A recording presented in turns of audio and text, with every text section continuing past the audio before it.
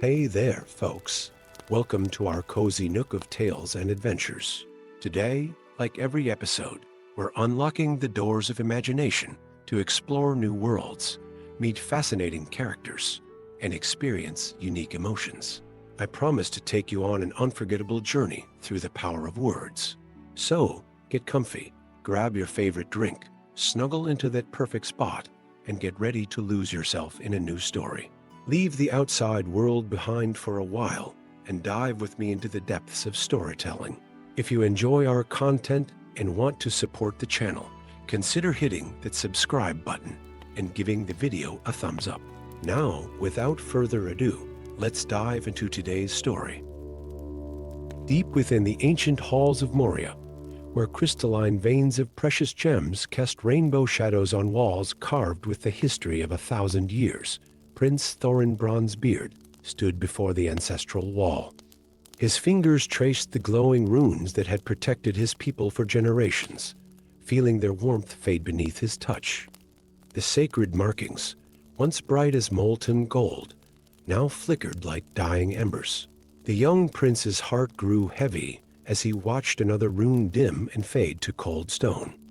In the past month alone, 3 such protective sigils had failed more than had dimmed in the previous century.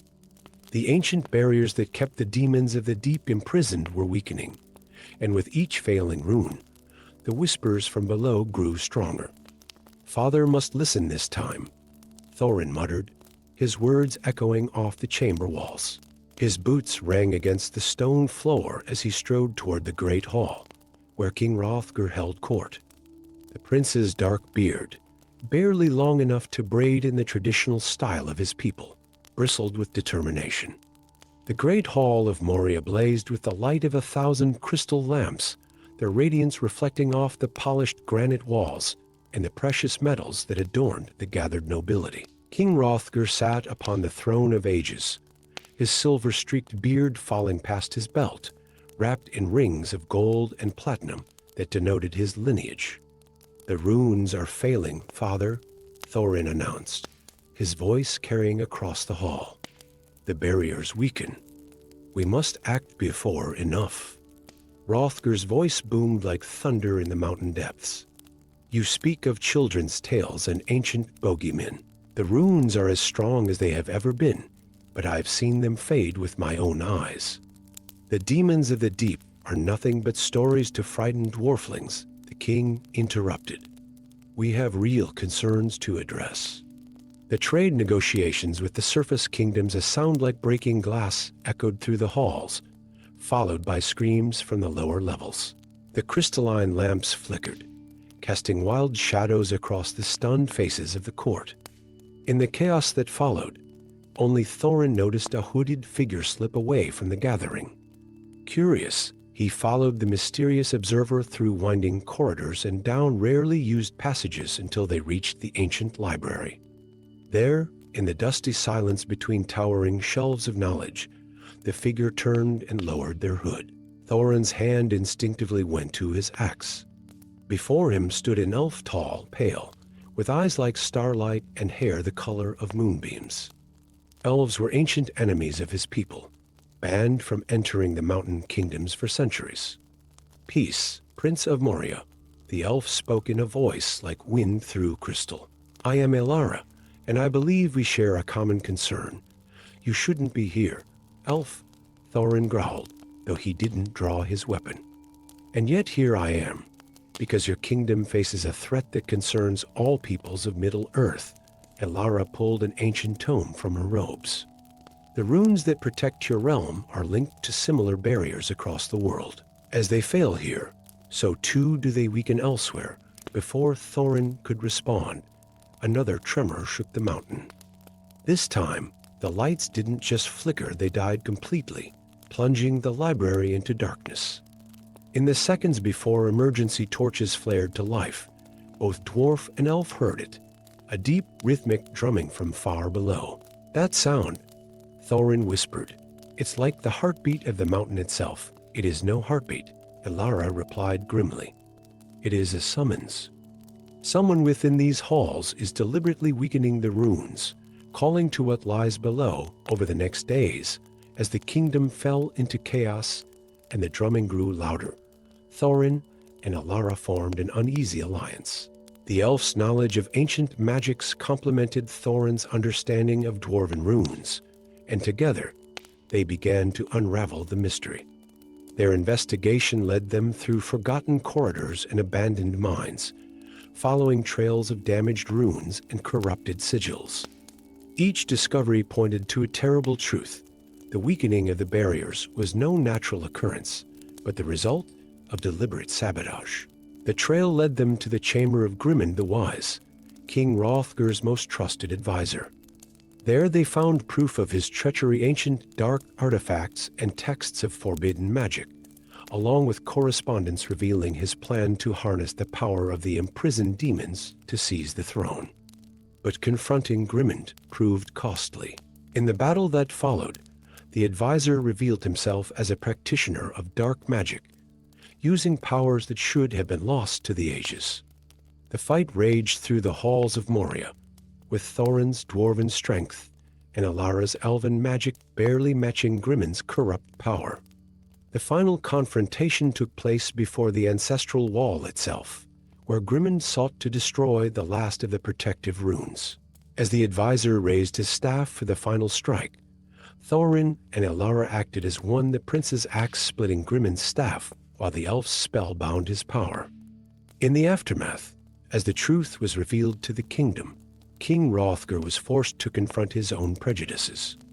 The cooperation between dwarf and elf had saved his realm, challenging centuries of mistrust between their peoples. Standing once more before the ancestral wall, now restored and glowing with renewed strength, Thorin and Alara watched as dwarven craftsmen and elven mages worked together to forge new protections, combining the ancient knowledge of both peoples. Perhaps, Thorin mused, running his fingers over the restored runes, some traditions are meant to change. Alara smiled, her elvish features softened by the warm glow of the runes. And perhaps some changes can strengthen rather than weaken. From that day forward, the halls of Moria became a place where ancient rivalries gave way to new alliances, and where the combined wisdom of dwarf and elf stood guard against the darkness below. The story of Prince Thorin Bronzebeard and Alara the Elven Sage became a testament to the power of trust over tradition, and a reminder that the greatest strength often lies in unity rather than division. Story 2. The great forges of Ironheart never slept. Day and night, their fires blazed within the mountain fortress, casting dancing shadows on walls adorned with ancient runes and elaborate metalwork. But on this night, Master Smith Dagmar Iron Fist stood alone in her private workshop, her calloused hands trembling as she examined the blade before her, a masterwork sword that seemed to pulse with an inner darkness. The weapon was beautiful, as all creations of the Iron Fist clan were, but Dagmar saw beyond its gleaming surface to the corruption that lay beneath. In recent months, she had watched as the bearers of her clan's legendary weapons changed, their eyes taking on a crimson gleam, their actions growing increasingly violent and erratic. The truth had come to her in fragments, whispered confessions from concerned family members, reports of honored warriors flying into inexplicable rages, and most telling of all, the ancient scrolls she had discovered hidden in the deepest vaults of the forge. They spoke of a pact made centuries ago with Malakar, the Iron Dragon, who had gifted the clan with the secret of enchanting weapons with extraordinary power. A deep rumble shook the mountain, causing the tools on her workbench to rattle. Dagmar's heart froze. She knew that sound. It was the same sound described in the scrolls, the awakening of Malakar from his millennial slumber. Master Smith, a young apprentice, burst into her workshop, face pale beneath his soot-stained beard. The Eastern mind, something's happening. Dagmar grabbed her hammer and rushed through the torch-lit corridors of Ironheart. The rumbling grew stronger, and now she could hear it, a voice like grinding metal, speaking words in an ancient tongue that made her bones ache. In the great eastern cavern, a massive crack had opened in the wall, revealing a chamber that shouldn't have existed. There, Amidst crystals that glowed with an eerie blue light lay Malachar. His scales were the color of burnished steel, his eyes burning like molten metal. As Dagmar approached, the dragon's massive head turned toward her, and she felt the weight of centuries in his gaze. Child of the Iron Fist, Malachar's voice resonated through the chamber. The time has come to fulfill the ancient pact. Your clan's weapons have fed me well, channeling the rage and bloodlust of their bearers to sustain my slumber. But now I hunger for more. Dagmar stood her ground, though her heart pounded like her forge hammer. What pact? What have we done? The dragon's laugh was like avalanches of metal. Your ancestors knew. Every weapon forged with my power carries a seed of corruption, turning its bearer into a vessel of rage and violence. Now, with hundreds of such weapons scattered throughout the realm, my harvest is ready. Horror gripped Dagmar's heart as she realized the full scope of the dragon's plan. Every corrupted warrior would become a puppet in Malachar's army. They will bound to his through the very weapons they cherished. In her desperation, Dagmar fled to the lower mines, where legends spoke of the goblins of the Deep Forge outcasts who had refused to participate in the original pact with Malachar. She found them in their hidden city, led by an ancient goblin smith named Grimwrench, who had warned her ancestors against dealing with the dragon. We've waited centuries for one of your kind to seek the truth, Grimwrench told her, his wrinkled face solemn in the light of phosphorescent crystals. The dragon's power can be broken, but it requires a sacrifice. All enchanted weapons must be unmade in the Deep Forge, and your clan must renounce forever the power gained through the pact. Time was against them. Above, Malachar's influence grew stronger, and the corrupted warriors began to gather. Dagmar worked tirelessly with the goblins, learning their pure forging techniques that relied on skill and wisdom rather than dragon magic. The final battle came as they had known it would. While Grimwrench and his finest smiths prepared the Deep Forge, Dagmar faced her own clan members, now red-eyed and consumed by battle rage. With tears streaming down her face, she fought her way through the twisting corridors of Ironheart, disarming those she had once called friends and family. The confrontation with Malachar took place in the heart of the mountain. The dragon's power had grown immense, fed by centuries of violence channeled through the cursed weapons. But Dagmar had a plan. As the dragon reared up to strike, she unveiled her secret weapon, a hammer forged in the Deep Forge, pure and uncorrupted. Your power ends here, she declared, striking the central forge with her hammer. The blow triggered a chain reaction through the network of forges, each one linked to the next by the goblin's ancient craft. The cursed weapons began to dissolve, their magical energy flowing back into the mountain itself. Malachar's roar of rage turned to one of despair as his power was stripped away. The dragon's form began to crumble, his metallic scales turning to rust and ash. In his final moments, he revealed one last truth. He himself had once been a smith who had sought power at any cost, transformed by his own corruption into the creature he had become. In the aftermath, Dagmar stood before the assembled clans, now freed from their curse, but faced with the loss of their legendary weapons. We must forge a new legacy, she declared, one built on wisdom rather than power, on skill rather than magic. In the years that followed, the forges of Ironheart were transformed. The goblins emerged from their exile, sharing their knowledge freely with their former enemies. Together, they created a new school of smithing that combined the finest traditions of both peoples. And in the deepest chamber of Ironheart, where Malachar had slumbered for so long, Dagmar established a memorial. There, inscribed in metal and stone, was the story of their fall and redemption, a reminder to future generations that true strength lies not in the weapons we wield, but in the choices we make. Story 3. In the flickering light of ancient crystal lamps, Grim Lightfoot stumbled through the grand gates of the Dwarven city, clutching a pulsing black crystal to his chest. His once neat beard was matted with cave dust and blood, and his eyes held the wild look of one who had seen things no mortal was meant to witness. The guards at the gate exchanged worried glances. Grim had left 3 weeks ago with 12 other explorers. He returned alone. The black crystal in his arms thrummed with an inner energy that made the very air crackle. As he passed, the eternal flames in the wall sconces flickered and danced, casting strange shadows that seemed to move of their own accord. "The heart," he gasped, his voice hoarse. "I've found the heart of the mountain." Word spread through the underground city like fire through dry timber. Within hours, the great hall of King Durnir's stone crown was packed with nobles, warriors, and scholars, all straining to catch a glimpse of the legendary artifact. The heart of the mountain, said to be the crystallized essence of the first dwarf king, Morgoth the Eternal, who had promised to return when his people needed him most. The crystal sat on a pedestal of pure gold, its black surface rippling like liquid shadow. King Durnir approached it with reverence, his ancient eyes wide with wonder.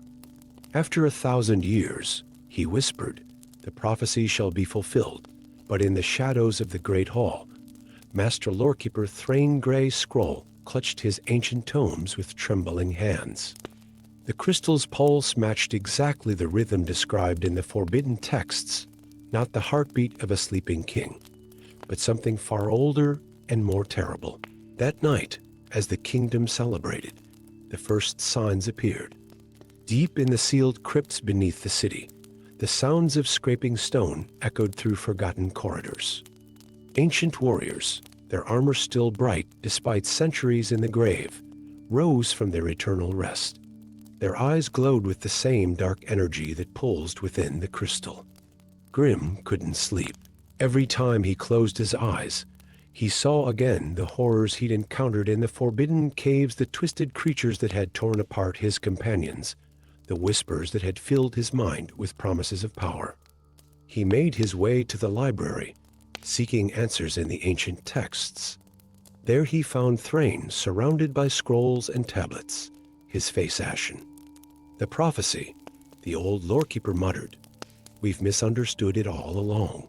The heart doesn't herald the return of Morgoth. It's what he sacrificed himself to seal away." Before Grim could respond, a deep rumble shook the library. Books tumbled from shelves as a figure emerged from the shadows, a stone golem, its surface carved with runes that glowed with inner light. Unlike the mindless constructs that served the kingdom, this one moved with purpose and intelligence. "I am Keeper," it spoke, its voice like grinding stone. Created by Morgoth himself to guard the truth until it was needed, the golem's eyes fixed on the crystal that Grim still carried. "What you hold is not the heart of a king, but a shard of the void that exists between worlds."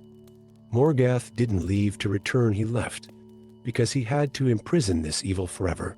As if in response to these words, screams erupted from the lower levels of the city. The undead warriors had reached the living quarters, and with them came shadows that moved against the light, taking forms from ancient nightmares. Keeper revealed that beneath the Dwarven city lay a forgotten temple, where a circle of mystic dwarves still maintained the ancient wards that Morgoth had established. Together, Grim, Thrain, and Keeper fought their way through corridors overrun with walking dead and shadow creatures. They found the mystics locked in desperate battle against the darkness seeping from every crack in the stone. Their leader, an ancient dwarf named Vardith Mindweaver, recognized the crystal immediately. "The seal weakens," she warned. "If the heart fully awakens, it will consume not just our kingdom, but all the realms above and below." The solution was as terrible as it was clear. The crystal had to be returned to the depths, but this time with a new sacrifice to strengthen the seal. Grim stepped forward, the crystal pulsing in his hands. "I brought this curse upon us. I'll take it back." But before he could act, Keeper moved with surprising speed for a being of stone. The golem took the crystal, its run surface beginning to crack. "This was my true purpose," it explained.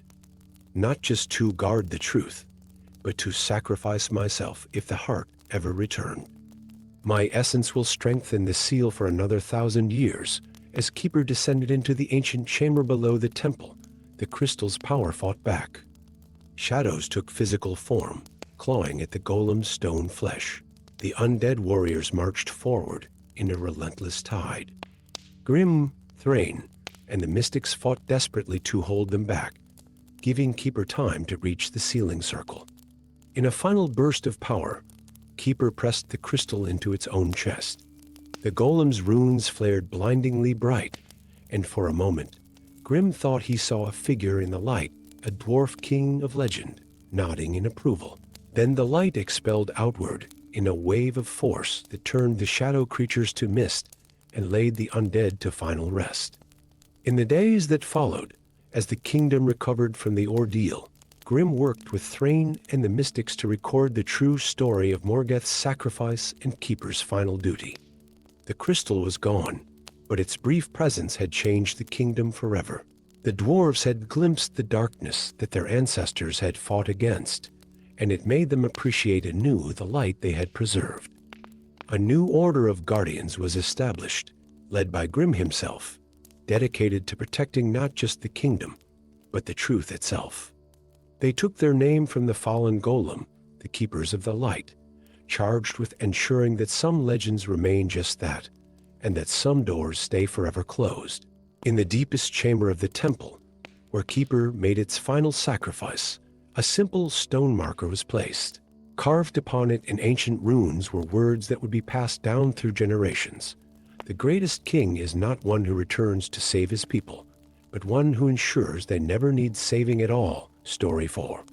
The crystal lanterns of Moria Mithril cast their ethereal glow across the grand chamber as Princess Frida's stone heart stood before the ancient throne. Her father's crown, too large for her head, weighed heavily in her hands. 3 days had passed since King Thorin's expedition party had vanished in the depths of the old mithril mines, and now the weight of an entire kingdom pressed down upon her shoulders like the mountain itself. The whispers of the royal council echoed through the vast hall, carried by the perfect acoustics of Dwarven architecture. A woman cannot rule, they said. It goes against tradition, but tradition had not saved her father, nor had it kept the kingdom prosperous as the legendary mithril mines slowly went silent over the centuries. Frida's fingers traced the intricate runes carved into her father's crown. She was her father's only heir, trained since birth in the arts of diplomacy, warfare, and the deep magic that ran through the veins of their mountain home.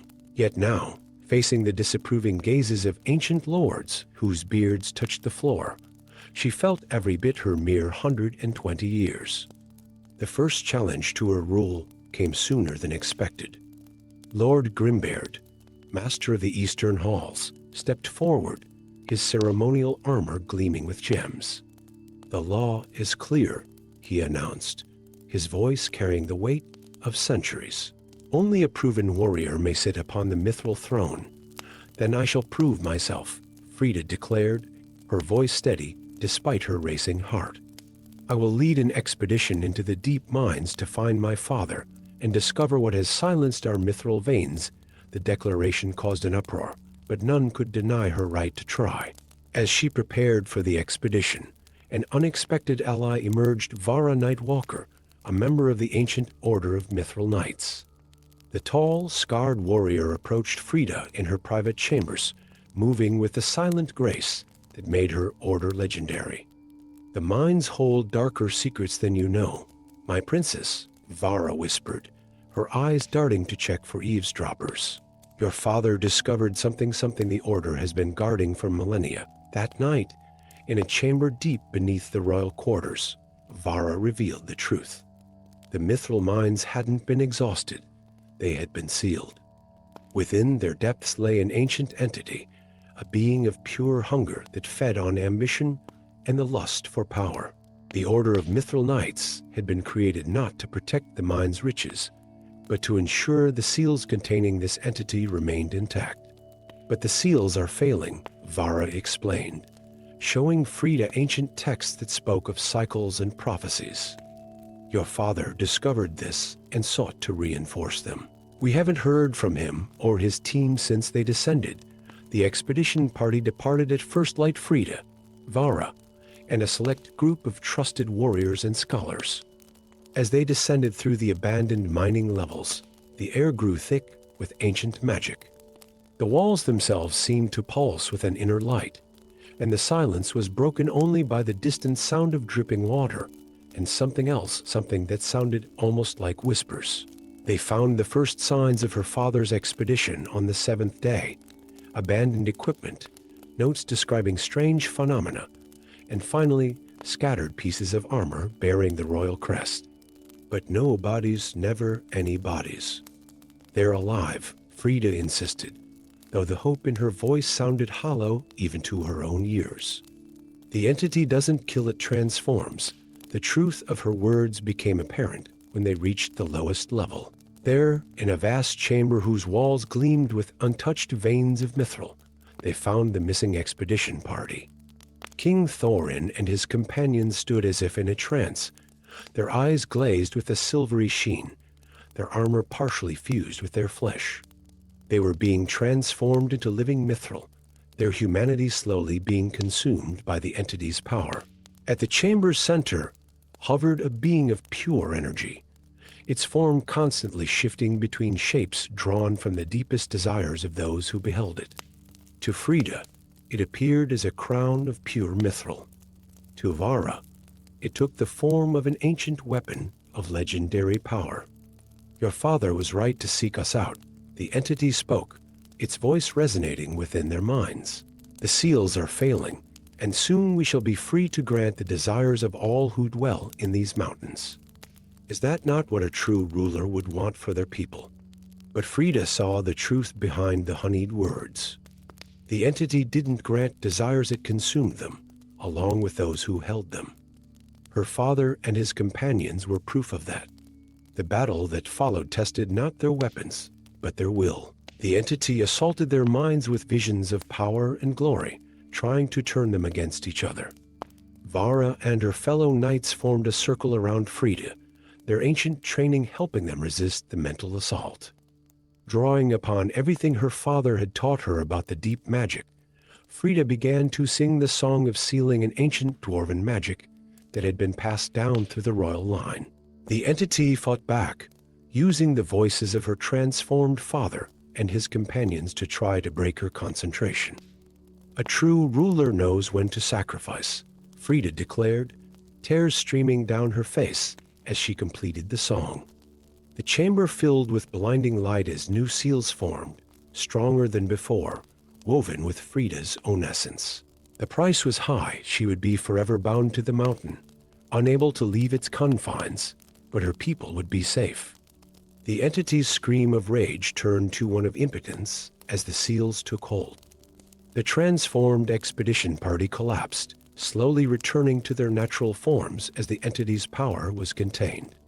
King Thorin, his eyes clearing, looked upon his daughter with pride before drawing his last breath. When Frida returned to the upper levels of Moria Mithril, she wore her father's crown and carried a new title, the Mithril Queen, bound to the mountain not by tradition, but by choice and sacrifice. Under her rule, the Order of Mithril Knights was elevated to a place of honor, their true purpose now known to all. The mithril mines remained sealed, but Frida turned her people's talents to new pursuits, proving that the true wealth of the dwarves lay not in the minerals they mined, but in their creativity, craft, and courage. And if sometimes in the deepest hours of the night, whispers still echoed from the depths, they fell upon ears made wise by truth and hearts strengthened by sacrifice. Story 5. In the sacred valley of Dwarodeep, where ancient tomes lined halls carved by hands long turned to dust, Master Archivist Balin Eagle-Eye hunched over a text so old its pages threatened to crumble at his touch. The crystalline lights that had illuminated these halls for millennia cast strange shadows across symbols that defied traditional Dwarven script, angular, precise markings more akin to the schematics of a master craftsman than the flowing runes of their ancestors. His hands trembled as he translated the final passage. The words seemed to burn themselves into his mind. We are not born of divine breath, but of our own making. The gods of the mountain are a story we created to hide from the truth of what we once were and what we almost became. The revelation struck him like a hammer blow. Everything the Dwarven people believed about their origin, their creation by the gods of the mountain, their divine purpose as shepherds of stone and metal, was a carefully constructed myth. The truth lay in technologies so advanced they would seem like magic to their descendants. A mechanical whirring drew his attention. In the corner of his study stood an ancient golem he'd discovered in a sealed chamber, damaged, partially functional, but possessing an intelligence that went far beyond mere automaton. Its crystal eyes flickered with an inner light as it processed Balin's discovery. Designation: Archival Unit 7. The golem spoke, its voice carrying electronic undertones beneath its metallic resonance. Primary directive restored: knowledge preservation and protection. The time of revelation approaches. Before Balin could question the golem further, a deep thrumming resonated through the archive's walls. In distant chambers, ancient machines were awakening from millennia of slumber. The very air crackled with energy as long-dormant systems surged to life. The next days brought chaos to Dwarodeep. Mysterious portals flickered into existence in ancient halls, offering glimpses of impossible places. Mechanical constructs emerged from hidden chambers, some bearing messages in that same angular script, others appearing to search for something with single-minded purpose. Balin found unlikely allies in the Keepers of Knowledge, a secretive guild of archivists and scholars who had long suspected there was more to Dwarven history than the temple priests taught. Together, they worked to decode more of the ancient texts as the city around them transformed. Our ancestors weren't just master craftsmen, explained Vorna Deep Thought, eldest of the Keepers, as they examined a chamber filled with humming machinery. They were scientists, engineers who had mastered technologies we can barely comprehend. But something went wrong, something that made them choose to hide their true nature from their descendants. The answer came in the form of a holographic message projected by Archival Unit 7 after they managed to repair more of its systems. The image showed a Dwarven woman in strange, form-fitting armor, her eyes reflecting the weight of terrible knowledge. "If you're seeing this, the failsafes have begun to break down," the ancient recording spoke. "We achieved what we thought impossible: mastery over matter, energy, even space itself. But we went too far. Our greatest creation, the quantum forge, began to alter reality itself. We couldn't shut it down. We could only seal it away, hide our technology, and start anew, hoping our descendants would be wiser when they rediscovered the truth. But they weren't the only ones making discoveries. Lord Ironheart, a powerful noble who had long sought to restore Dwarven glory, had found his own cache of ancient technology. He saw not the warnings of the past, but the opportunity to seize power over all the mountain kingdoms. The conflict that followed was unlike any in Dwarven memory. Ironheart's forces, armed with awakened war machines, clashed with the Keepers of Knowledge and their allies in halls where science and sorcery had become indistinguishable. Balin, guided by Archival Unit 7's knowledge, raced to prevent the reopening of the Quantum Forge. The final battle took place in a vast chamber deep beneath the archive, where reality itself seemed to bend and warp. The Quantum Forge hung suspended in a field of pure energy, its surface rippling like liquid metal. Lord Ironheart, drunk on the power of ancient weapons, sought to activate it, believing he could control what his ancestors could not. "You don't understand," Balin shouted above the machine's growing roar. "Our ancestors didn't hide this knowledge out of shame or fear. They did it out of love for their descendants. They sacrificed their legacy to protect our future." The choice came down to Balin: use the ancient knowledge to defeat Ironheart and risk the same corruption that had threatened their ancestors, or find another way. In that moment, he understood why their ancestors had chosen to begin anew. With Archival Unit 7's help, Balin initiated not a shutdown, but a transformation. The quantum forge's power was redirected, its energy used to seal away the most dangerous of the ancient technologies, while preserving the knowledge of how to use the simpler ones wisely. In the years that followed, Dwarven changed. The truth of their origins became not a source of shame, but of inspiration. The dwarves learned to balance their technological heritage with their craft traditions, understanding that true wisdom lay not in the power of their tools, but in knowing when not to use them. Archival Unit 7, now fully repaired, became a teacher and guide, helping the dwarves rediscover their past at a pace they could handle. And in the deepest chamber of the archive, Balin placed a new text beside the ancient ones. It began, "We are not children of the gods, but that makes our achievements no less divine. For in choosing our own path, in learning from the past while building toward the future, we have become something perhaps even greater. We have become truly wise." Story 6. In the grand archives of Vor, where ancient tomes slumbered beneath centuries of dust, archivist Brenna Wisetone noticed something peculiar about the darkness. It moved wrong. Not the gentle shift of shadows cast by her enchanted lantern, but a living thing that seemed to pulse with its own heartbeat. As she watched, it crept along the walls like ink in water, consuming the eternal flames that had lit these halls for 1,000 years. The darkness had been spreading for weeks now, swallowing entire sections of the Dwarven kingdoms. Not the familiar darkness of unlit caves, but something deeper in absence that devoured light itself. Already 3 outposts had gone silent, their residents found later in perfect health, but unable to wake from dreams filled with whispers of ancient gods. Brenna's fingers trembled as they traced the runes of the leather-bound tome before her. The book had literally called to her, its pages rustling in a non-existent wind, until she pulled it from its shelf. Its title, written in gold ink that seemed to move like liquid, "The Dragon's Vigil," unusual choice of reading material, came a voice from the shadows. Brenna whirled to find a dwarf wearing the crimson cloak of the Children of Flame, a group considered radical by the royal court. "Those who read that book tend to disappear," he said, stepping into the lantern light. "I'm Thorin Flamekeep, and I believe we share the same suspicion about this darkness." Before Brenna could respond, the archive's main door burst open. The king's inquisitors swept in, their armor gleaming with enchanted runes meant to ward off the encroaching dark. Archivist Wisetone, their leader, announced, "You are charged with trafficking in forbidden knowledge." "And consorting with known radicals," he added, eyeing Thorin. But Thorin moved faster than his sturdy frame suggested.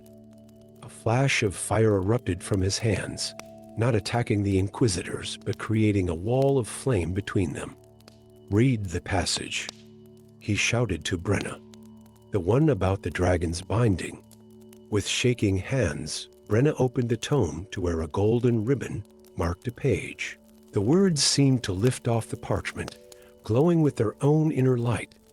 And so the great dragon Luminar was bound beneath the mountain, not as prisoner, but as guardian. Its eternal flame serving as shield against those who came before. The floor beneath them suddenly gave way, not crumbling, but transforming into a perfectly circular spiral stair. "The archives have chosen their side." Thorin grinned, grabbing Brenna's hand. "Shall we?" They descended into depths where even the hardiest miners had never ventured, the book clutched to Brenna's chest, growing warmer with each step. Behind them, the Inquisitor's shouts faded, replaced by a deep thrumming that seemed to come from the mountain itself. In hidden chambers beneath the archives, Brenna discovered the truth the Children of Flame had protected for generations. The darkness wasn't a curse, it was the last defense of Luminar, the great golden dragon who had allied with the dwarves eons ago. The dragon's flames had long served as a shield, holding back entities far older than the mountains themselves, the elder gods, who sought to reclaim the realms they had ruled before the dawn of mortal races. The binding was meant to be voluntary, Thorin explained as they traversed ancient halls decorated with murals showing dwarves and dragons working together.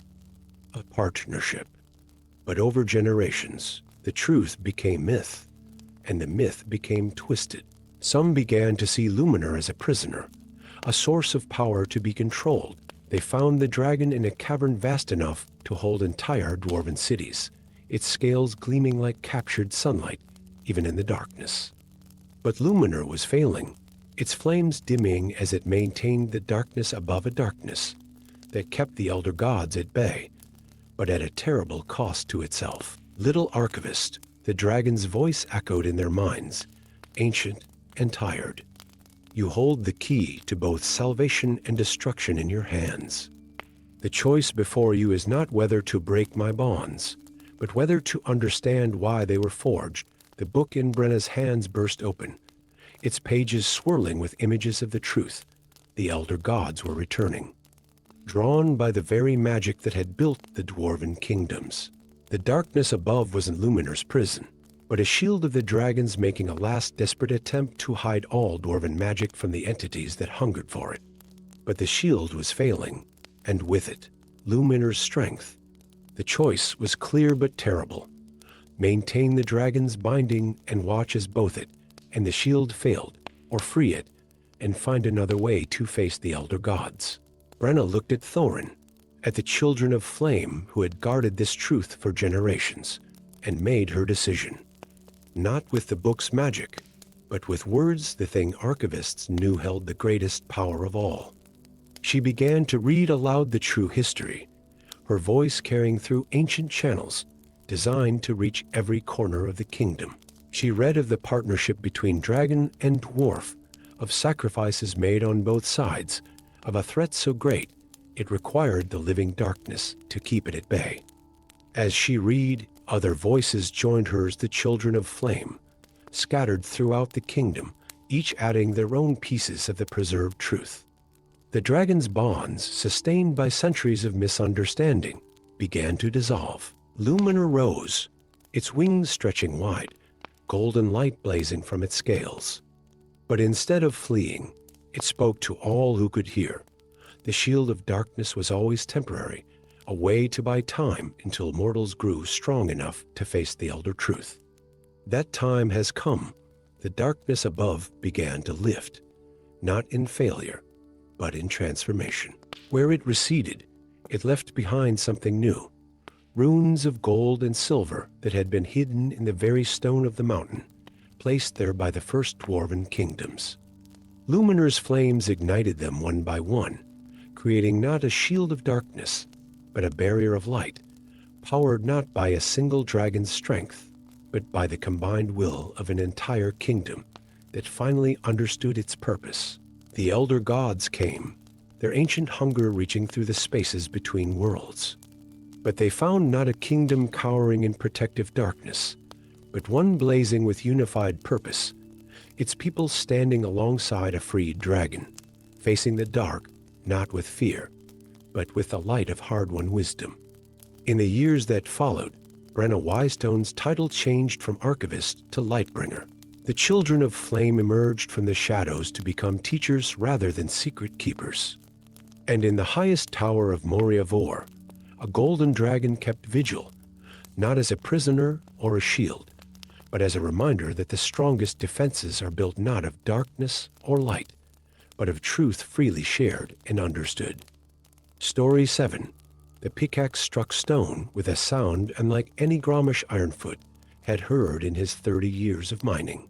Not the dull thud of granite, nor the sharp crack of quartz, but a resonant ring that echoed through the deep tunnels of Moria Moria like a forgotten bell.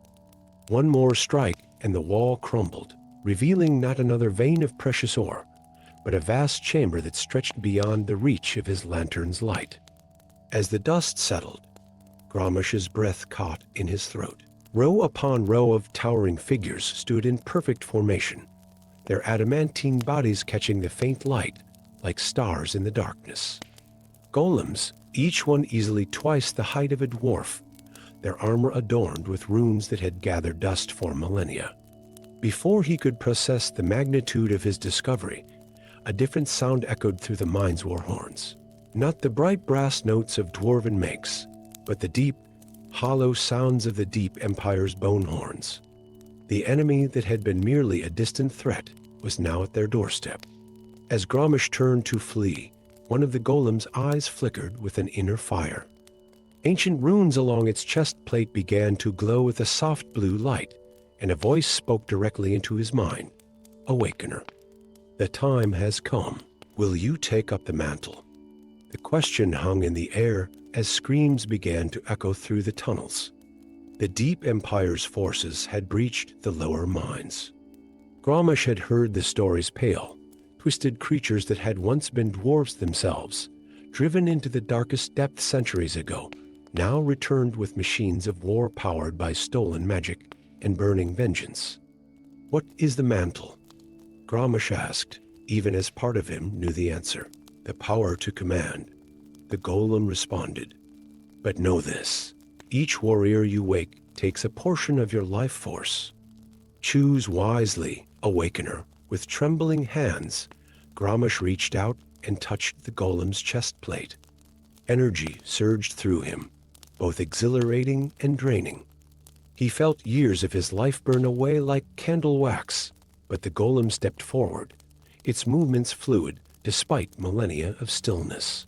Through its eyes, Gromish saw flashes of ancient memory. These golems had been created during the height of Dwarven civilization, when magic and craftsmanship reached levels unseen in modern times. But their creation had come at a terrible cost. The dwarves whose souls had been bound to create them had been volunteers, yes, but they had been deceived about the true nature of their sacrifice. More horns sounded, closer now. Gromish woke two more golems, feeling decades slip away from his life with each activation. His beard, once dark as mountain shadows, now bore streaks of gray. But with each awakening, he learned more of the truth. The Deep Empire wasn't simply seeking conquest. They were the descendants of those who had been sacrificed to create the golems, their ancestors' souls trapped in eternal servitude. Their hatred had festered in the depths for generations, growing like a poisonous mushroom in the dark. As Gromish led his small force of golems to defend the lower mines, he made a decision that would change the course of the war. Instead of using the golems as mere weapons, he began to look for ways to free the ancient souls within them. Each golem he woke, he treated not as a tool, but as a warrior with its own will and wisdom. The battles that followed became legend. The Deep Empire's forces would breach a mine shaft, expecting to find cowering defenders, only to face adamantine giants guided by a dwarf who seemed to age years in minutes. But unlike before, these golems fought with purpose rather than blind obedience. Their movements displayed not just programming but personality, each one fighting to protect rather than simply to destroy. Yet with each victory, Gromish grew weaker. His hair turned white. His steps became slower. The other dwarves whispered that he spoke more and more with the golems, learning their stories, discovering that each one contained not just a trapped soul, but an entire life's worth of memories and wisdom. The turning point came not in battle, but in a moment of revelation. Deep in meditation with the golems, Gromish discovered that the ritual that bound the souls could be reversed, but only by someone who shared the connection he now had with them. The cost would be the remainder of his life force, but it would free not just the golem-bound souls, but their descendants from the weight of ancient betrayal. The final battle took place in the very chamber where Gromish had made his discovery. As Deep Empire forces pressed in from all sides, he began the ritual of unbinding. The golems stood in formation, no longer as warriors, but as witnesses. Energy poured from Gromish, now aged well beyond his years, and the runes on the golems began to glow with blinding intensity. The Deep Empire's leaders, sensing the change, pressed forward not with weapons, but with outstretched hands. They felt their ancestors' souls pulling free from their ancient prisons, dispersing not into oblivion, but into their descendants, carrying with them all the knowledge and wisdom of ages past. When the light faded, the golems stood empty, but not lifeless. The magic that had powered them was transformed, no longer fueled by trapped souls, but by the very essence of the mountain itself. The deep empire's forces found themselves filled with memories that bridged the chasm of centuries, understanding at last both the nobility of their ancestors' sacrifice and the tragedy of its corruption. And Grommash. His body was found seated on a simple stone throne, a smile on his ancient face. But his sacrifice had forged something unprecedented, a peace built on understanding rather than dominance, a union of the surface kingdoms and the deep empire, bound together by shared history and shared wisdom. The golems still stand guard in the depths of Moria Moria, but now they are powered by freely given magic. Their adamantine forms a reminder that true strength comes not from imprisoning power, but from knowing when to let it go. And in the deepest mines, miners still sometimes hear whispers of Grommash's final words. The greatest chains are those we forge in fear, and the greatest freedom comes from finding the courage to break them. Story 8. The torches of Khazad-Dûr burned eternal, their flames enchanted by ancient Dwarven magic to never dim. Yet on the night King Morgrim Truthbearer died, every light in the throne room flickered and died, as if the very heart of the mountain had skipped a beat. Royal Guard Ingrid Thunderhammer stood rooted to the spot, her ceremonial hammer trembling in her grip. She had watched helpless, as a figure made of pure darkness had emerged from behind the ancient throne, not an assassin cloaked in shadow, but a being that seemed to be crafted from darkness itself. It had passed through the king's body like smoke, leaving him slumped on his throne, his eyes wide with recognition rather than fear. The shadow thing had turned to her then, and in its depths, Ingrid saw something impossible, the gleam of ancient Dwarven runes, pulsing with the same deep blue light that ran through the veins of Khazad-Dûr itself. Then it was gone, leaving her alone with a dead king, and a truth no one would believe. Assassin! The cry went up moments later, but not for the shadow. The new captain of the guard, Thorgrim Blackheart, pointed at Ingrid with cold calculation in his eyes. Seize the traitor. Ingrid ran. Through halls she had guarded for 20 years, past faces that turned from friend to foe in an instant. Her hammer spoke when words would not suffice, clearing a path through guards who had shared mead with her just hours before. She fled deeper into the mountain, into tunnels the nobles had long forgotten, but that every guard knew by heart. It was in these depths that she found them, or rather, they found her. The runecasters, a clan exiled generations ago for practicing forbidden magics. Their leader, an ancient dwarf named Varda Stormrune, had been waiting. We saw it in the stones, he said, his beard bearing runes that glowed with inner fire, the shadow that was cast from the heart of Khazad-Dûr itself. A darkness born of pride and greed, given form by centuries of corruption in the hidden halls of the runecasters. Ingrid learned the truth. The shadow was no mere assassin, but a manifestation of Khazad-Dûr's own essence. The ancient Dwarven kings had bound their bloodline to the mountain itself, drawing power from its depths. But power corrupts, and over generations, the mountain's spirit had watched as its gifts were abused for personal gain. The shadow is the mountain's immune response, Vardis explained, showing her runes carved into cavern walls that predicted this moment. It seeks to purge the corruption, but like any medicine administered too late, the cure may be as dangerous as the disease. Ingrid spent months with the runecasters, learning their forbidden arts. She learned how every crystal in the mountain's depths contained memories, how the very stone beneath their feet was alive with centuries of Dwarven magic. The runes they carved were not mere symbols, but a language the mountain itself understood. But time was running out. Above, Thorgrim Blackheart's reign grew darker. The nobles who had once merely taxed the miners now worked them to death. The mountain's crystals, once harvested with reverence, were now torn from the earth without regard for the damage done. The shadow appeared again and again, claiming more lives among the nobility. Each death was blamed on rebel elements, leading to harsh crackdowns that only fed the cycle of corruption. Ingrid watched through hidden passages as her beloved home tore itself apart. "We must confront the shadow," she declared finally, her own beard now bearing runes of power. Not to destroy it, but to understand it. To help it find a better way. The plan was dangerous. Using the runecaster's magic, Ingrid would allow herself to be captured, brought before the noble council. There, they would use ancient rituals to summon the shadow, not to attack it, but to communicate with it. The capture was easy. As Ingrid was dragged before the council, she realized Thorgrim had known of their plan. The chamber was lined with rune breakers, crystals designed to shatter magical connections.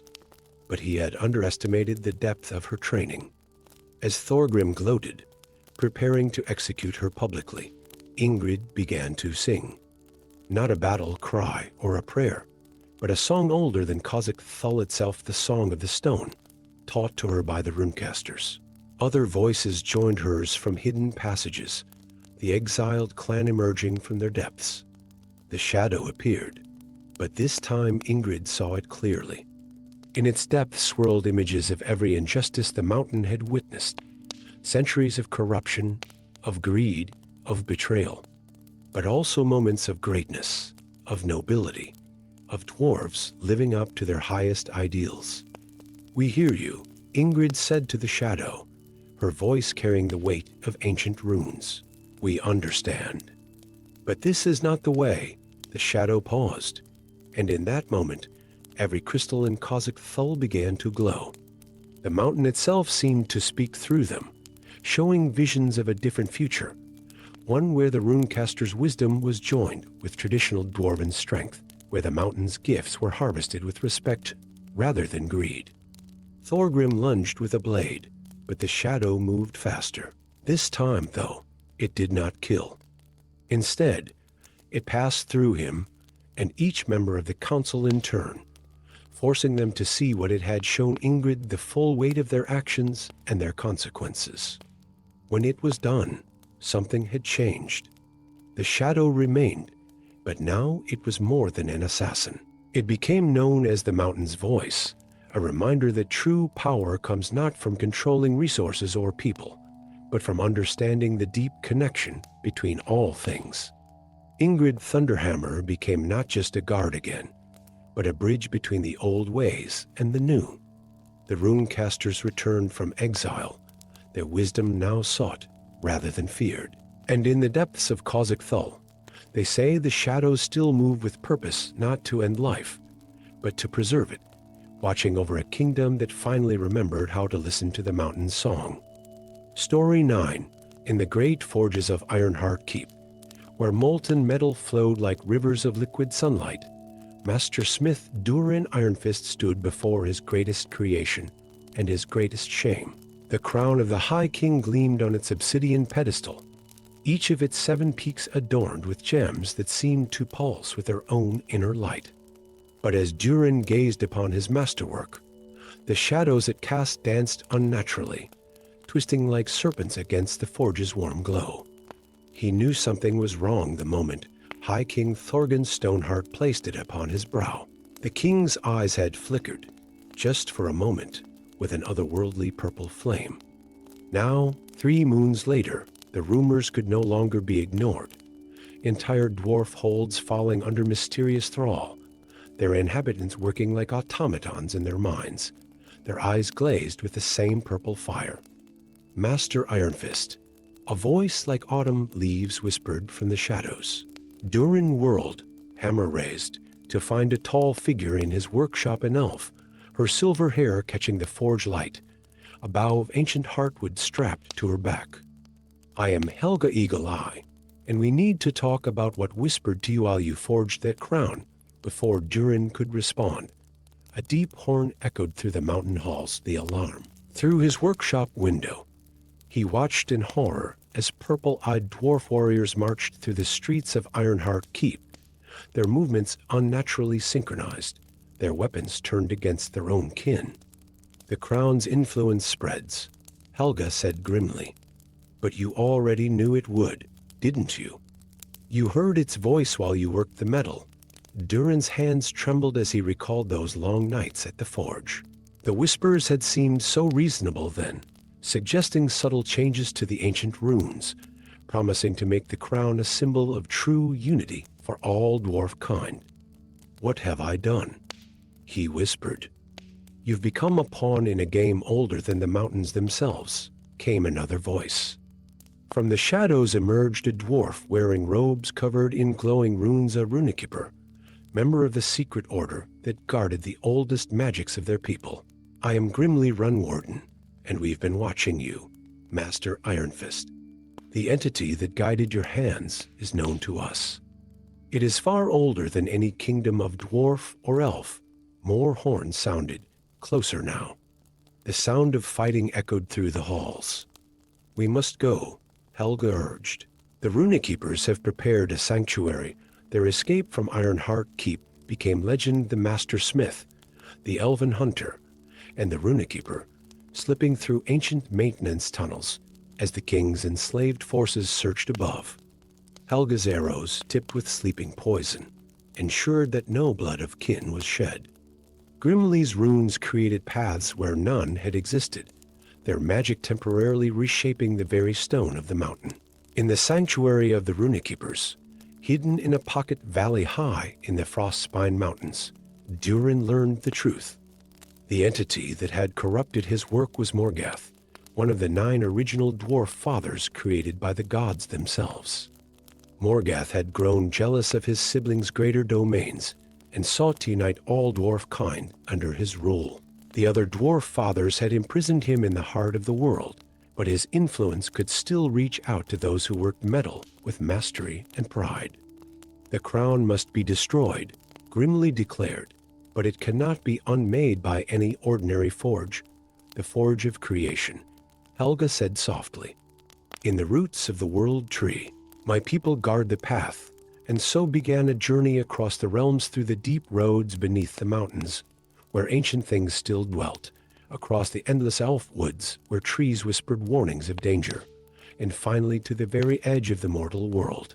Along the way, they gathered allies, dwarves who had escaped the crown's influence, elven rangers who recognized the threat to all realms, and even a young dragon who had foreseen the role she would play in their quest. But the High King was always one step behind them, his enslaved army growing with each hold that fell. The crown had twisted his mind, making him see enemies in every shadow, treachery in every independent thought. The very unity it promised became a mockery, not cooperation, but domination. At the roots of the world tree, where reality itself grew thin, they made their final stand. The forge of creation burned with the fire of the world's birth, tended by the eldest of the elf kind. But as Durin prepared to unmake his creation, the truth of Morgath's plan became clear. The crown was merely a key to unlock his ancient prison. Each enslaved dwarfs will fed power to the crown, and through it, to Morgath's bonds. The destruction of the crown would trigger the release of all that power at once, shattering his prison completely. In that moment of revelation, Durin understood what had to be done. With skills taught by the Runekeepers, he began to reforge the crown while it still sat on the High King's brow. Every rune that had been corrupted, he rewrote with the true names of the dwarf fathers. Every gem that pulsed with purple fire, he recut with patterns that reflected the light of creation itself. The battle raged around him, Helga's arrows dancing between possessed warriors, Grimly's runes holding back the tide of darkness that poured from the crown, the young dragon's flames keeping the army at bay. But Durin's focus never wavered from his work. As the final hammer blow fell, the crown transformed. The purple fire turned to pure white light, and the High King screamed not in anger, but in release. The enslaved dwarves awakened as one, the crown's hold broken. But more importantly, the power that had built up didn't release explosively, but flowed back into the earth, strengthening Morgath's prison rather than breaking it. In the aftermath, the crown was given to the runekeepers for safekeeping. Its power now turned to waking dwarves to danger rather than enslaving them. The High King abdicated, choosing to study with the runekeepers to ensure such corruption could never take root again. And Durin? He returned to his forge, but now he worked side by side with elven crafters and runekeepers, combining their arts to create tools of protection rather than power. They say that in the deepest night, in the greatest forges of the Dwarven realms, master smiths can still hear whispers. But now they know to listen not with pride, but with wisdom, for the line between creation and corruption is as fine as the edge of a blade, and twice as dangerous. Story 10. Deep within the heart of the Iron Spine Mountains, where ancient halls echoed with the songs of countless generations of Dwarven craftsmen, Princess Thurina Brunzeberd stood before a wall that shouldn't exist. Her torch cast dancing shadows across runes so old they had nearly faded into the stone itself, their patterns unlike anything recorded in the grand libraries of LOTR. The discovery would have been cause for celebration, had it not been for the crystalline hand protruding from the wall beside the runes, a hand that, until 3 days ago, had belonged to Master Grimley, the royal archaeologist. Now it gleamed like pure quartz, perfectly preserved in its final gesture of warning. Thurina's copper-colored beard, intricately braided with rings of ancient silver, brushed against the cool stone as she leaned closer to examine the runes. 12 members of the court had already succumbed to what the healers were calling the crystal curse, their bodies transformed into flawless, transparent sculptures of their final moments. "My lady," whispered Karn, her most trusted guard, his voice tight with concern, "we should return to the upper halls. The council fears the curse spreads faster in these depths, but Thurina had inherited more than just her father's crown. She had his stubbornness too. The answer is here, Karn. These runes. They speak of the forge of the first kings." Her fingers traced the ancient symbols. "Hidden chambers. A map.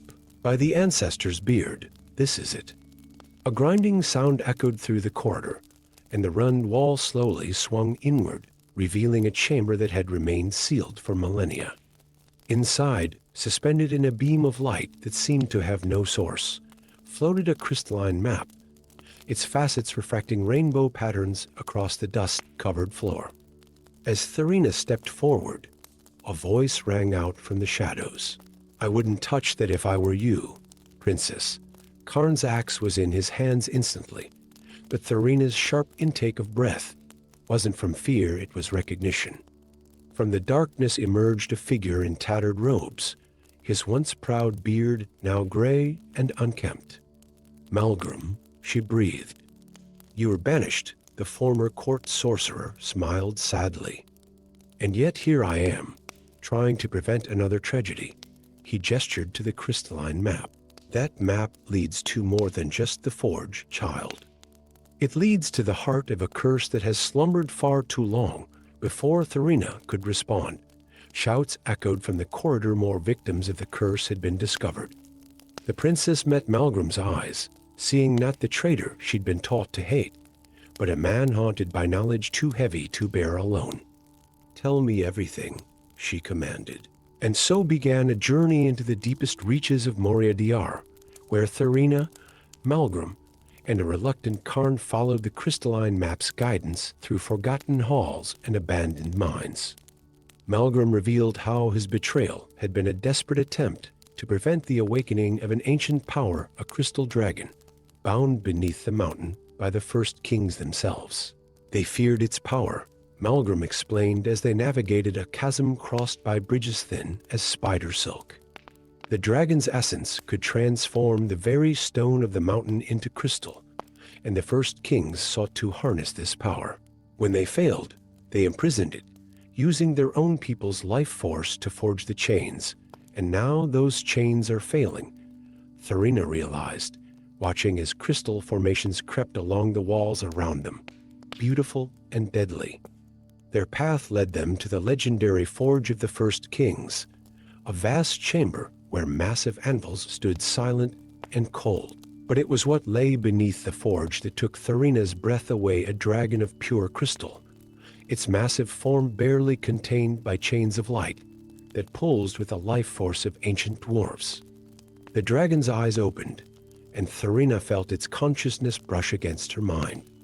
In that touch, she understood the truth. The crystal curse wasn't an attack, it was a desperate cry for help. The dragon had been healing the mountain itself, using its power to prevent a catastrophic collapse that would have destroyed all of Moria-Dûr. The first kings, in their pride, had seen only a threat to their power. But the chains that bound the dragon were failing, and with them, the spells that kept the mountain stable. Each crystallized dwarf was not a victim, but a volunteer, their life force automatically drawn in to replace the failing bonds, their bodies transformed in the process. Thurina faced an impossible choice: maintain the dragon's imprisonment and watch as her people slowly turned to crystal, one by one, or free it and risk the creature's wrath. But in that moment, she remembered her father's words: a true ruler listens not just with their ears, but with their heart. With trembling hands, she reached for the chains, but Malgrim caught her wrist. "There is another way," he said softly. "The forge was built to channel power. Together, we could forge a new pact, one of cooperation, rather than imprisonment." And so, upon the anvils of legend, Princess Thurina Brunzibird and the banished sorcerer Malgrim worked as one.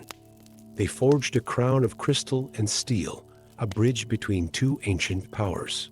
When placed upon the dragon's brow, it created a bond of mutual protection. The dragon would maintain the mountain's stability of its own free will, while drawing power from the natural crystals of the deep, rather than the life force of the dwarves. As the new crown settled into place, a wave of transformative energy swept through Moria-Dûr. The crystallized dwarves returned to flesh and blood. The dragon's chains dissolved into stardust, and the mountain itself seemed to sigh in relief. In the years that followed, Moria-Dûr flourished as never before. The crystal dragon became known as the guardian below, its power no longer feared but celebrated. Malgrim was restored to his position, his betrayal now recognized as foresight.